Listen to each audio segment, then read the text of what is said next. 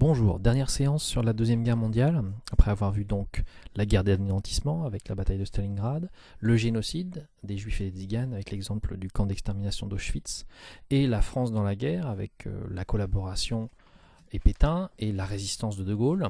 On attaque la conclusion où on va essayer de faire un bilan de cette Seconde Guerre mondiale, un bilan qui nous donnera l'occasion de faire une analyse thématique, qui vous donnera l'occasion de réaliser une carte mentale. Alors vous trouverez la fiche dans le cours en ligne, avec donc ce tableau analytique qu'on va essayer de remplir ensemble en prise de notes aujourd'hui. On va présenter ce bilan en 3 thèmes, bilan matériel, bilan moral et bilan politique. Donc au fur et à mesure de ma présentation, vous essayez de compléter un tableau que vous pouvez faire sur votre feuille ou imprimer celui-ci. Et on va à chaque fois chercher à se poser la question, est-ce que c'est un bilan positif ou négatif? On verra beaucoup d'aspects négatifs, je l'ai mis en premier, mais il y aura aussi des aspects positifs pour essayer de voir en quoi ce bilan permet aussi de se projeter dans ce qui se passera après. Donc 3 bilans, on commence par le bilan matériel. Alors le bilan matériel, on va étudier certains pays, on va prendre le cas de l'Allemagne pour commencer, avec un constat simple. L'Allemagne a été détruite massivement par les bombardements américains des années 43, 44, 45. Surtout les zones industrielles, on pense à la Rhénanie, donc une ville comme Dresde. Dresde est un exemple souvent donné parce qu'elle a été véritablement rasée. Donc les quartiers d'habitation. Là, vous avez le centre-ville où on voit que c'est une zone qui est entièrement ruinée. La célèbre photo prise depuis l'hôtel de ville et la statue de la Concorde, où on voit effectivement que les quartiers d'habitation sont rasés. Alors là, évidemment, ça pose question. En quoi ces bombardements sont des bombardements stratégiques à vue militaire? Est-ce que bombarder des quartiers civils, ce n'est pas considéré comme un crime de guerre? Alors évidemment, c'est compliqué. Évidemment, les Américains sont vainqueurs de la guerre, donc la question ne se posera pas. Mais en tout cas, on peut dire globalement que les Allemands souffrent de nombreux morts. On voit ici des corps retirés pour être brûlés pour éviter les épidémies, et d'une économie totalement ruinée. Les usines, les quartiers d'habitation sont détruits à Dresde, en Rhénanie, à Berlin. Donc c'est une situation de désastre économique, matériel pour l'Allemagne. Alors c'est aussi vrai pour d'autres pays. Londres par exemple a subi les bombardements avec les fusées V2 du célèbre Werner von Braun. Alors beaucoup moins de destruction, mais quand même entre la bataille d'Angleterre de 1940 et les destructions des années 44-45, il y a eu aussi pas mal de destruction. Ce qui fait que l'Angleterre aussi est fragilisée, et elle a dépensé beaucoup d'argent pour la guerre, donc elle a une économie tout à fait fragilisée. C'est un des phénomènes marquants de cette fin de Seconde Guerre mondiale. On parle de l'Empire britannique qui était la première puissance mondiale depuis 1815 quasiment. Donc c'est un tournant dans l'histoire mondiale, puisque désormais les Anglais vont laisser la place aux Américains comme première puissance mondiale. Bien sûr, on s'intéresse à la France dans ce bilan matériel. Alors on avait dit dans les cours précédents que le général de Gaulle va gagner, va débarquer avec les Américains après le 6 juin, il débarque un peu plus tard. Il va affirmer son autorité, devenir le nouveau chef du gouvernement provisoire et visiter la France. Et il va visiter des zones détruites, là aussi. Alors les zones détruites, on les retrouve surtout au nord de la France, là où il y avait eu les premiers combats, à Arras ici par exemple. On les retrouve aussi, donc ici la Somme, avec Albert. Bien sûr, les ports, les côtes, le mur de l'Atlantique, donc ici Le Havre, complètement détruit. La ville a été détruite. On voit ici des cartes postales qui montrent avant, après dans la ville du Havre. On retrouve bien ces anciens quartiers du 19e siècle totalement ruinés. On va avoir Brest par exemple, où l'ancienne église va être reconstruite. Alors évidemment, ce phénomène de destruction de la côte va entraîner des nouvelles constructions modernes. Caen, qui avait subi le débarquement du 6 juin, là aussi on trouve énormément de photos où on voit la cathédrale et les ruines autour. D'une façon générale, les ports sont détruits. La zone littorale est particulièrement affaiblie, c'est-à-dire l'industrie portuaire, la pêche, tout ça c'est tout à fait fragilisé. Aussi les axes de communication, comme les ponts, pardon. Donc là aussi, on retrouve une fragilisation de l'économie française. Difficulté de ravitaillement, pour l'alimentation des Français en 1945. Bien sûr, on va prendre l'exemple de Tours pour compléter ce qu'on a dit là. Alors la ville de Tours, dont on avait des photos du 19e siècle, ici vous avez la mairie qui était place Anatole France, ici la rue Nationale. On retrouve le pont Wilson, qui avait été renommé comme ça après la Première Guerre mondiale. Ici, on revoit la mairie. Et vue de la mairie, la place Anatole France.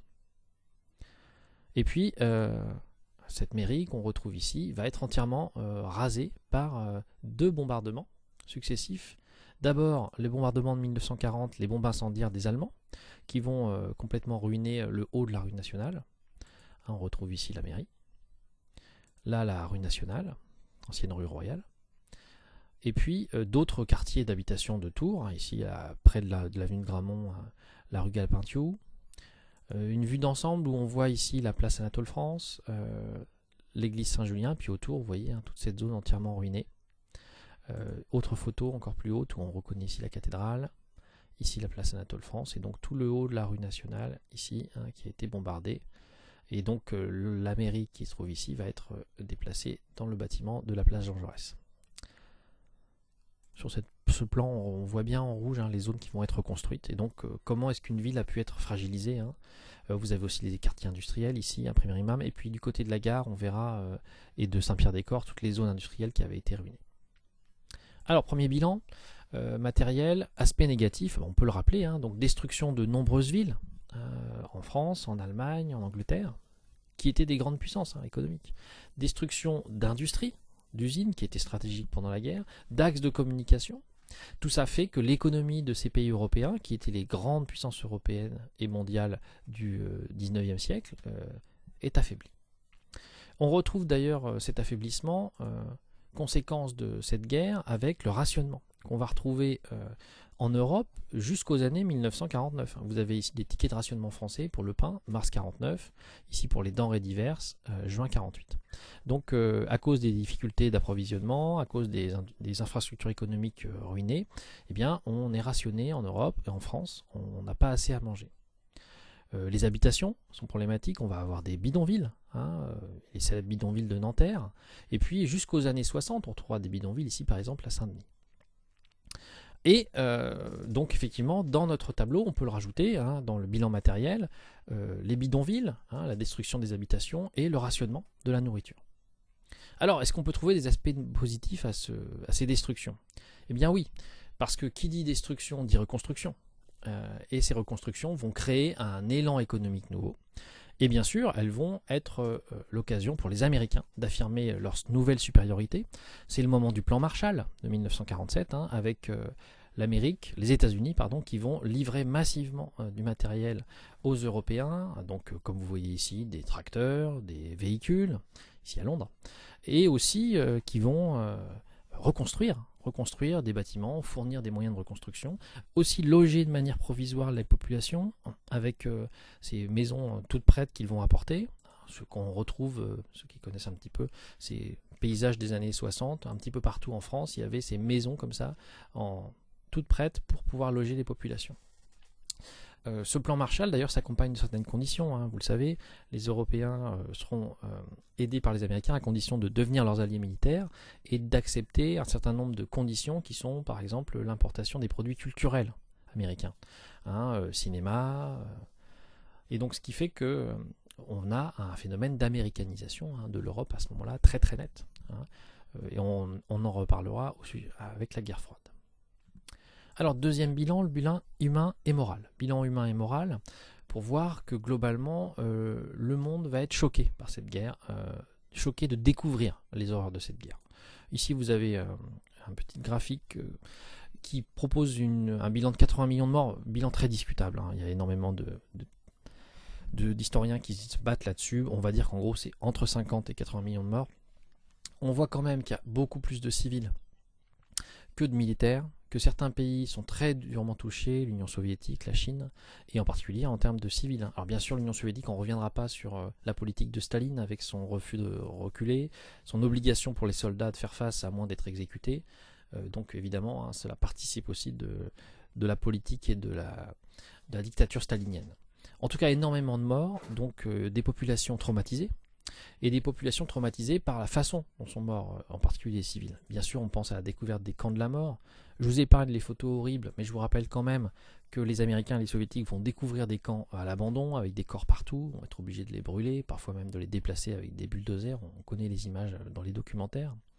Et donc ça va évidemment entraîner énormément de questions à travers le monde. Comment on en est arrivé là? Comment on en est arrivé à aussi peu prendre en compte l'humanité? Autre choc très fort et qui sera durable, c'est la bombe atomique à Hiroshima. Alors bien sûr, hein, les images d'Hiroshima, de cette boule de feu qui détruit complètement une ville, ou de Nagasaki bien sûr, hein, et des radiations qui s'en suivent, vont traumatiser le monde entier. Ils vont découvrir cette nouvelle arme, hein, qui peut finalement faire disparaître le monde. Et cette arme, ce sont les Américains qui la possèdent. Des armes qui créent des boules de feu, qui brûlent les gens, mais qui ensuite créent des radiations qui rendent la vie impossible pendant de nombreuses années dans des espaces qui ont été contaminés. Alors à Hiroshima, cet observatoire astronomique est devenu un lieu finalement qui a été conservé dans l'État, et c'est un lieu de recueillement. Il faudra attendre longtemps d'ailleurs avant que les Américains participent aux commémorations, hein. C'est Barack Obama qui va initier cela. Alors cette bombe atomique, ces bombes atomiques d'Hiroshima et de Nagasaki d'août 1945, entraînent une psychose mondiale, hein, de cette guerre atomique qui pourrait survenir. Alors ça va entraîner chez les Japonais le développement du mythe de Godzilla, hein, donc cet animal qui serait lié aux effets des radiations. Et puis chez les Américains, mais aussi les Européens, la peur de la guerre atomique, le développement de bunkers, et comment faire pour vivre après l'apocalypse. Donc, dans ce bilan moral, on peut noter, dans les aspects négatifs bien sûr, le choc du nombre de morts, le nombre de morts civiles. Plus de la majorité des morts de la Deuxième Guerre mondiale sont des civils, donc qui n'étaient pas des soldats. La peur atomique, la découverte des camps de la mort, du génocide, et puis donc les conséquences de toutes ces peurs-là. Mais on peut y trouver des aspects positifs, hein, qui apparaissent en filigrane dans les documents. C'est qu'à cause de ces peurs, les populations vont être d'une certaine façon un peu vaccinées contre la violence militaire pendant un certain temps. Et les années qui suivent les années 45 sont considérées comme de bonnes années, par exemple en Europe, hein, où les guerres vont se faire rares, où l'économie va se relancer. On parlera des 30 glorieuses. Donc finalement, hein, une guerre entraîne à la suite une volonté de paix. Et l'histoire, hein, le rôle des historiens, c'est aussi de rappeler toutes ces horreurs pour dire, voilà, essayons de ne pas renouveler ces erreurs-là. Autre point positif, c'est le tribunal de Nuremberg. Pourquoi? Parce que là, on va comparer avec la Première Guerre mondiale. En 1918, les Allemands avaient perdu et les Français avaient tenu à les rendre responsables, hein, les avaient punis, la population allemande avait été punie. D'ailleurs, une des phrases du gouvernement français, c'est « l'Allemagne paiera ». En 1945, on change de discours parce qu'on sait que les Allemands ont eu cette envie de revanche. On va juger les responsables, mais pas les Allemands. On va juger les nazis. Hein, les chefs nazis, qui sont encore vivants, hein, Hitler et Himmler se sont suicidés. Donc les chefs nazis vont être jugés au tribunal de Nuremberg par une autorité américaine et aussi par des juges d'un comité international. Donc ces chefs de guerre, alors on peut penser par exemple à Göring, hein, l'ancien responsable de l'aviation allemande. On retrouve ici sur cette image aussi Ribbentrop, celui qui avait fait la paix avec Staline. Et donc ces personnages-là vont être jugés, souvent exécutés. Hein, et résultat, l'Allemagne va pouvoir passer à autre chose. Hein. Ce ne sont pas les Allemands qui seront considérés comme responsables, mais les généraux nazis, les chefs nazis, ce qui n'est pas tout à fait la même chose. L'Allemagne va être occupée, hein, par les 4 grandes puissances et va pouvoir se reconstruire sans avoir à finalement à chercher des responsables autres que les chefs nazis. Donc point positif, hein, le procès de Nuremberg. On en retrouvera au Japon aussi, même si les Japonais auront quand même plus de mal à reconnaître leurs crimes, en particulier en Chine. Encore un point positif dans ce bilan moral, c'est l'ONU. Alors l'ONU, créée en 1945, sur les bases de la SDN, mais qui ajoute à cette idée d'une Assemblée Générale des États, qui ajoute des casques bleus, c'est-à-dire une force militaire qui peuvent intervenir en cas de conflit, et qui ajoute un budget. Hein, désormais, les États devront financer assez sérieusement l'ONU, et grâce à cela, l'UNICEF, l'UNESCO, l'OMS vont pouvoir créer des programmes d'aide aux pays en difficulté. Hein, on va lutter contre la pauvreté essentiellement, et ça va être un vrai succès. Bien sûr, la lutte contre les conflits, c'est plus compliqué, surtout quand les membres du Conseil de sécurité, les 5 vainqueurs de la guerre, mettent leur droit de veto. Dernier point positif sur ce bilan moral et humain, c'est ce qu'on va appeler le baby boom. Hein, dans les années 1950, le retour de l'espoir dans un monde meilleur fait qu'on va refaire des enfants, et donc la population va augmenter, ce qui va aussi participer à la stimulation économique. Même si à long terme, on sait que pour ce qui concerne la surpopulation, ça ne va pas beaucoup aider. Alors, on en est à notre deuxième colonne du bilan moral. On a vu les aspects négatifs, hein, la découverte du génocide, la peur atomique. On a vu aussi des aspects positifs avec le tribunal de Nuremberg, la création de l'ONU, le baby-boom. On termine avec le bilan politique. Un bilan politique où on va voir que des États vont s'imposer. Alors bien sûr, tout ça commence en février 1945, avant même la fin de la guerre, lors de la conférence de Yalta. On reconnaît ici Winston Churchill, le Premier ministre britannique, Franklin Roosevelt, le président américain, et Joseph Staline, le chef de l'URSS. Et ces trois responsables, qui savent déjà finalement que la guerre est quasiment gagnée, vont se partager le monde. Alors ils vont commencer par l'Europe. Vous avez ici ce document assez exceptionnel où on voit Churchill et Staline en train de noter leur répartition. Ici vous avez la Roumanie, la Grèce, la Yougoslavie, la Hongrie et la Bulgarie. Et on voit les répartitions entre la Russie et les Alliés. 90%, 10%, 50-50.